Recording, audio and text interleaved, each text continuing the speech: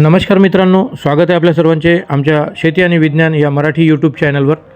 तर मित्रांनो, आपण मागच्या वर्षी एक सोयाबीनबाबतचा व्हिडिओ बनवला होता आणि तो व्हिडिओ सर्वांना फार आवडला। त्याला खूप सपोर्ट केला तुम्ही, त्याबद्दल खूप खूप धन्यवाद। आणि आता मित्रांनो 2026-27 हे खरीप हंगाम चालू होणार आहे, त्याबद्दलच्या सर्वांना हार्दिक शुभेच्छा। तर मित्रांनो, मागच्या वर्षी पावसाचे प्रमाण खूप जास्त होते आणि त्याचबरोबर जास्त पावसामुळे काही साध्या व्हेरायट्या होत्या, त्या व्हेरायट्यांना उत्पादन मिळू शकले नाही।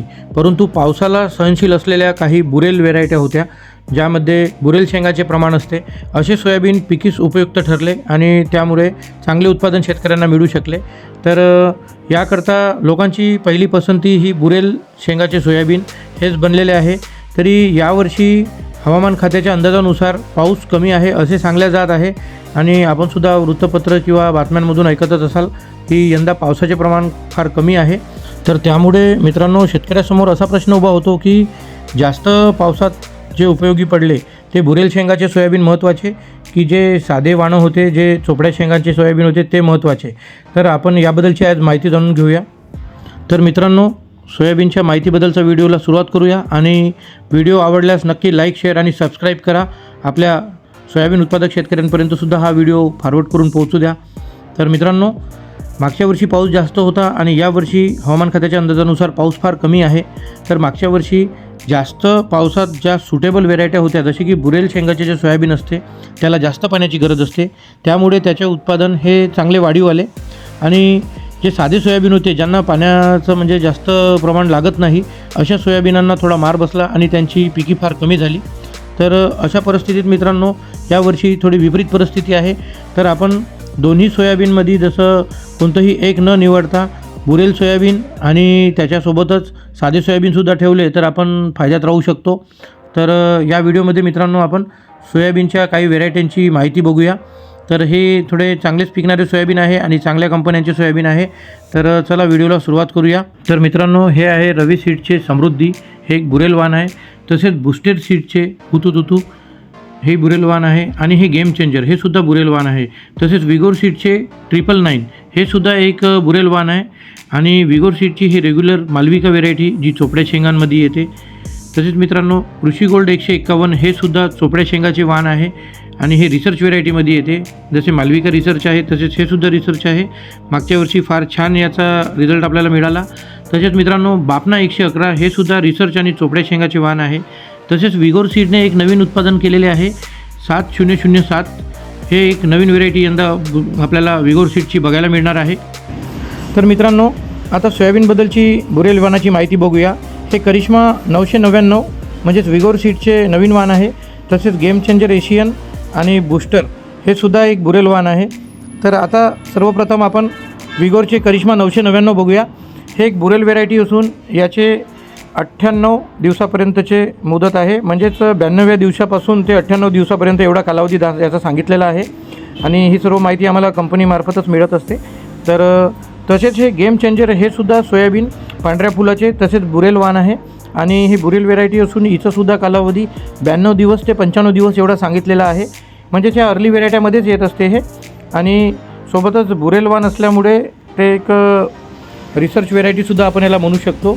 तर हे एशियनचं कृषी गोल्डच्या जोडीने हे आलेलं होतं। तसंच मित्रांनो, बूस्टर सीड्सचं हुतुतू हे सोयाबीनसुद्धा एक बुरेल व्हेरायटी आहे। मागच्या वर्षी हे लोकांना छानपैकी पिकलं, कारण पाऊस भरपूर प्रमाणात होता आणि या सोयाबीनला पाऊसचीच गरज असते। तर रवी सीड्सचे समृद्धी हे सुद्धा सोयाबीन बुरेल व्हेरायटीज आहे आणि याचंसुद्धा अगदी सेम म्हणजेच 92 ते 95 दिवस एवढा कालावधी आहे। 99 दिवस जास्तीत जास्त याचे सांगले जातात। तर अशा प्रकारे हे बुरेल वाणं आहेत, हे सर्व हे 95 ते 99 दिवस किंवा 92 ते 95 दिवस एवढा याचा कालावधी असतो। तर अशा प्रकारे हे बुरेल व्हेरायटी पाण्यास सक्षम आणि जास्त पाणी असलं तरी अशा जागेला सूट होणारे हे सोयाबीन आहे। तर आपण आपल्या जमिनीप्रमाणे किंवा आपल्या आवश्यकतेनुसार याची निवड करू शकता। तर अशा प्रकारे हे सोयाबीन होते आणि सोबतच आपल्याकडे आता प्लेन व्हेरायटी आहे, जी ही विगोर सीडची 7007 आहे। ही पहिल्याच वर्षात म्हणजे यंदाचे पहिले वर्ष असून ही पहिल्यांदाच आपल्याकडे आलेली आहे। तर ही व्हेरायटीसुद्धा खूप छान आहे आणि रिसर्च व्हेरायटी आहे। तर हिचं जे आहे ते 90 ते 95 दिवस असा कालावधी सांगला जातो आणि ही नॉर्मल व्हेरायटी आहे। तसेच बापना 111 ही सुद्धा 90-95 दिवसाची व्हेरायटी आहे आणि ही सुद्धा प्लेन व्हेरायटी आहे, ही बुरेल व्हेरायटी नाही आहे, ही आपली नॉर्मल रेग्युलर व्हेरायटी आहे। ही 7007 ही सुद्धा चोपड्या शेंगाची व्हेरायटी आहे। तसेच कृषी गोल्ड मागच्या वर्षी खूप छान प्रतिसाद होता लोकांचा आणि याची पिकीसुद्धा खूप छान अशी आढळली, पण जास्त पावसामुळे चोपड्या शेंगाची व्हेरायटी होती आणि पाण्यात सक्षम नव्हती, त्यामुळे ही थोडी पिकण्यात कमी पडली। पण याला शेंगांचा लाग भरपूर पाहायला मिळाला। आम्हीसुद्धा काही शेतात याचं प्रात्यक्षिक पाहिलं होतं। शेंगाचा लाग भरपूर होता या व्हेरायटीला। आणि ही विगोर सीडची मालविका ही सुद्धा चोपड्या शेंगाचीच व्हेरायटी आहे आणि कृषी गोल्ड आणि ही विगोरची मालविका या दोन्ही व्हेरायटीची सेम पसंती आणि सेम सेलिंग मागच्या वर्षी पाहायला मिळाली होती। जर मित्रांनो यावर्षी पावसाचे प्रमाण कमी राहिले तर खरोखरच आपल्याला प्लेन व्हेरायटीज पिकू शकतात, म्हणजे चोपड्या शेंगाच्या ज्या व्हेरायटी आहे त्यांचीच पिकी छान होऊ शकते, कारण बुरेल शेंगाच्या वाणांना थोडं पाण्याची आवश्यकता जास्त असते। तर मित्रांनो कोणतेच एक सोयाबीनवर विश्वास न ठेवता आपण बुरेल आणि चोपड्या अशा दोन्ही वाणांची निवड करावी आणि समप्रमाणामध्ये शेतीमध्ये पेरणी करावी। तर मित्रांनो दिलेली माहिती जर आवडली असेल तर नक्की चॅनलला लाईक, शेअर आणि सबस्क्राईब जरूर करा। तर मित्रांनो अशा प्रकारची माहिती या व्हिडिओमध्ये होती आणि आता आपण प्रत्येक बॅगचे जे आहे ते वजन पण या व्हिडिओमध्ये पाहूया। तर मित्रांनो ही जी समृद्धी बॅग आहे ही रवी सीडची ही 25 किलोची आहे।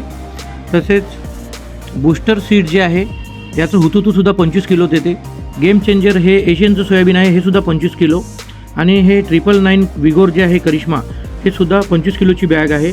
फक्त मालविका सोयाबीन हे 22 किलो असते आणि कृषी गोल्ड हे 25 किलोचं आहे। तसेच 111 हे सुद्धा सोयाबीन 25 किलो आणि 7007 हे सुद्धा सोयाबीन 25 किलो एवढे यांचे वजन आहे। तर अशा प्रकारे या सोयाबीनचे सर्वांचे वजन आहे। तर मित्रांनो प्रत्येक बॅगचं जे वजन आहे त्यानुसार ते एकरी प्रमाण असते, पण आपल्याकडे जे आहे ते एकरी 30 किलो पेरण्याची पद्धत असते। तर आपल्याला जे योग्य वाटेल त्याप्रमाणे पेरणी करावी। पेरणी करताना मित्रांनो योग्य बीजोपचारकाने बीज प्रक्रिया नक्की करावी आणि योग्य पावसाचे प्रमाण पाहूनच पेरणी करावी, जेणेकरून आपले नुकसान होणार नाही। तर या व्हिडिओमध्ये एवढीच माहिती होती मित्रांनो। तर भेटूया अशाच एका माहितीपूर्ण नवीन व्हिडिओमध्ये। तोपर्यंत जय हिंद, धन्यवाद मित्रांनो।